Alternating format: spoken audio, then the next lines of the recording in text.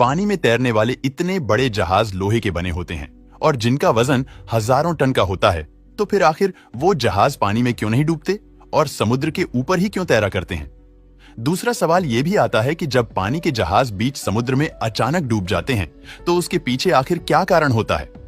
समुद्र के जरिए एक देश से दूसरे देश सामान को आयात और निर्यात किया जाता है। समुद्री मार्ग से केवल जहाजों द्वारा ही सामान पहुंचाया जा सकता है। यहां हैरान कर देने वाली बात यह है कि एक एक शिप में हजारों की संख्या में कंटेनर सामानों से भरे हुए होते हैं, पर इतना अधिक वजन होने के बावजूद भी ये जहाज आखिर डूबते क्यों नहीं हैं? आप सभी ने स्कूल में ग्रेविटेशनल यानी गुरुत्वाकर्षण बल के बारे में तो जरूर पढ़ा होगा। फोर्स की वजह से कोई भी चीज ऊपर फेंकने पर वो अपने आप ही नीचे आ जाती है, और ये भी आप सब जानते ही होंगे। पानी में भी ठीक यही नियम लागू होता है। कोई पत्थर अगर पानी में फेंक तो वो पानी में नीचे चला जाता है, लेकिन जहाज के साथ ऐसा नहीं होता, क्योंकि उसकी वजह है बल, और जहाज की डेंसिटी दरअसल पानी के अंदर गुरुत्वाकर्षण बल होता है। जैसे कि ग्रेविटेशनल फोर्स किसी भी चीज को अपनी तरफ खींचता है, उसी तरह किसी भी चीज को ऊपर की ओर धकेलता है। तो पानी में कौन सी चीज गिरेगी और कौन सी चीज ऊपर उठी रहेंगी, ये पानी के इन दोनों फोर्स पर निर्भर करता है।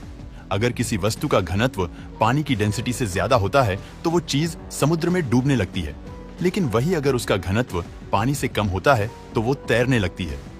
चलिए अब इन दोनों फोर्स को थोड़ा आसान भाषा में समझाते हैं। बल का नियम है कि जितने वजन का ऑब्जेक्ट पानी में डाला जाएगा, वो उतना ही पानी रिप्लेस कर देगा।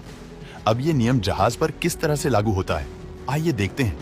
मान लीजिए किसी जहाज का वजन 20 किलो है और उस पर 80 किलो का ही सामान लदा हुआ है, और जब ये जहाज समुद्र में उतरेगा तो अपने वजन जितना पानी ही रिप्लेस कर देगा, और ऐसे में बल से ज्यादा हो जाएगा।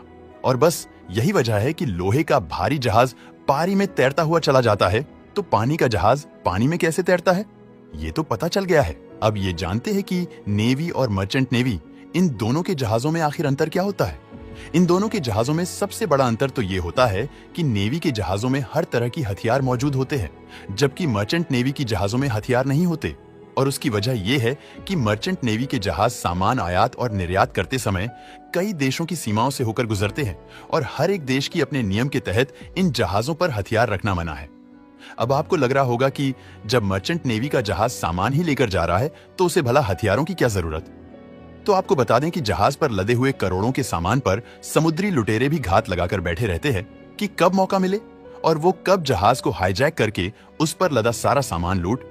तो इसी तरह की कई मुसीबतों से बचने के लिए जहाज में कई तरह के इक्विपमेंट होते हैं। उनमें से एक है LRAD यानी लॉन्ग रेंज कास्ट डिवाइस। आपको बता दें कि एक ऐसा डिवाइस है जिसमें बहुत ही तेज कान फाड़ने वाली आवाज निकलती है, और जो कोई भी इस डिवाइस की आवाज सुनता है उसके कान में बहुत ज्यादा दर्द होने लगता है। और जब आसपास इसी तरह के समुद्री लुटेरों जैसा कोई खतरा महसूस होता है तो उसी डिवाइस का इस्तेमाल किया जाता है, और उस डिवाइस के प्रयोग के समय उसकी भयंकर आवाज से बचने के लिए सभी क्रू मेंबर्स अपने अपने कानों में हेडफोन लगा लेते हैं। इसके अलावा इन लुटेरों से बचने के लिए शिप में एक बहुत ही बड़ा पानी का पाइप भी रखा जाता है, ताकि उन समुद्र लुटेरों पर एक साथ बहुत सारे पानी से हमला करके उन्हें रोका जा सके। वैसे अगर दोस्तों आपको मौका मिला तो आप नेवी में जाएंगे या मर्चेंट नेवी में, हमें नीचे कमेंट करके जरूर बताएगा।